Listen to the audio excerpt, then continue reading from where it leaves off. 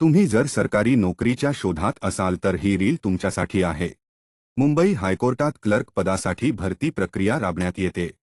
एकूण 129 क्लर्क पदांसाठी ही भरती प्रक्रिया राबवण्यात येणार आहे। यासाठी इच्छुक उमेदवारांचे ऑनलाईन अर्ज मागवण्यात आलेत। त्यासाठी www.bombay-high-court.in या वेबसाईटला भेट द्या।